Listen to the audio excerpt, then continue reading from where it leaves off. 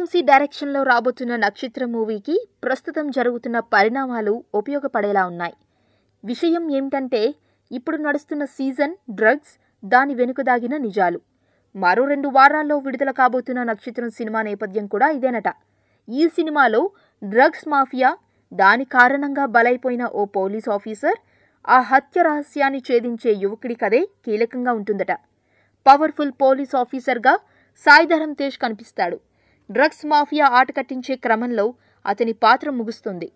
అదే సమయంలో police officer అవ్వాలని అనుకున్న సందీప్ కిషన్ అసలు ఆ హత్య వెనుక దాగిన వారిని బయటకు తీసే ప్రయత్నం చేస్తాడు. సినిమా సాయిధరమ్ తేజ్కు మంచి ప్లస్ అవుతుందంటున్నారు. ఎందుకంటే ఇప్పటి వరకు సాయిధరమ్ తన సినిమాల్లో భారీ ఎమోషన్ సీన్లు ఏవీ చేయలేదు. కానీ కృష్ణవంశీ సినిమాలో ఎమోషన్స్ ఎక్కువగా ఉంటాయి కాబట్టి ఇవి తనకు ఉపయోగపడతాయని అనుకుంటున్నారు.